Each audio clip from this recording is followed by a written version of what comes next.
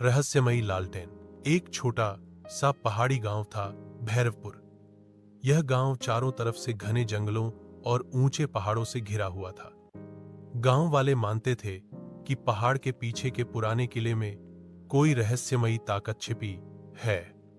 रात होते ही किले की टूटी खिड़कियों से एक लाल रोशनी चमकती, मानो कोई लालटेन जला रहा हो। गांव के ज्यादातर लोग उस तरफ जाने से डरते थे, मगर अनिरुद्ध, जो गांव का सबसे जिज्ञासु और बहादुर लड़का था, इस रहस्य को सुलझाना चाहता था।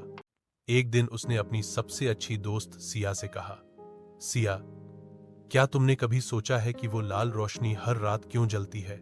मुझे लगता है इसके पीछे कोई राज छिपा है। सिया ने घबराते हुए जवाब दिया, अनिरुद्ध, ये सब छोड़ो। दादी कहती हैं वहां भूत रहते हैं। अनिरुद्ध हौस पड़ा, भूत वूत कुछ नहीं होते। चलो आज रात चलकर देखते हैं। रात के अंधेरे में दोनों ने अपनी छोटी छोटी टॉर्च ली और जंगल की तरफ बढ़ गए।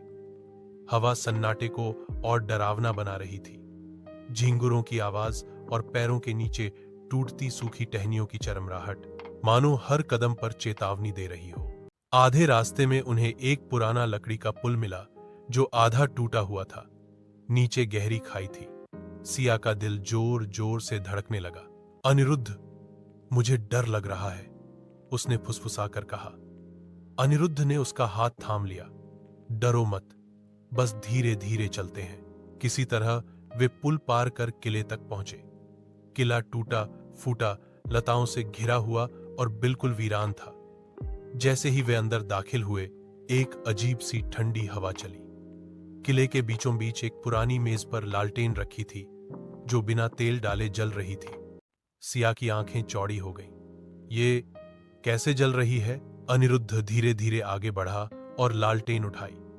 अचानक किले की दीवार पर उकेरे गए प्राचीन अक्षर चमकने लगे।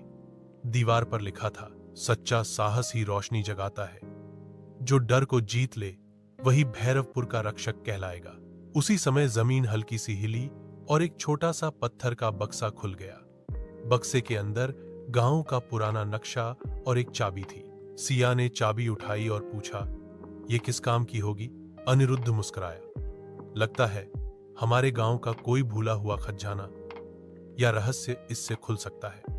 हमें इसे गांव के बुजुर्गों को दिखाना चाहिए। दोनों ने लालटेन वापस मेज पर रख दी, लेकिन जैसे ही वे किले से बाहर निकले, लालटेन अपने आप बुझ गई। किला फिर से अंधेरे में डूब गया। अगले दिन उन्होंने नक्शा और चाबी गांव के बुजुर्गों को दिखाई। बुजुर्गों ने बताया कि सैकड़ों साल पहले गांव पर एक हमला हुआ था।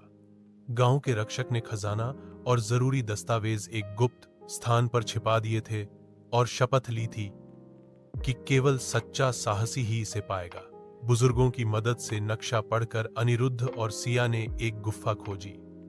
चाबी से ताला खोला तो अंदर गांव के इतिहास से जुड़े अनमोल ग्रंथ और पुराने सिक्के मिले। भैरवपुर के लोग खुशी से झूम उठे। उन्होंने अनिरुद्ध और सिया को गांव के असली नायक घोषित किया। उस दिन से किले में लाल रोशनी कभी नहीं जली और दोनों ने समझा कि साहस का मतलब डर का न होना नहीं, बल्कि डर के बावजूद आगे बढ़ना है। ऐसी ही दिलचस्प कहानी देखने के लिए चैनल को लाइक और सब्सक्राइब करें।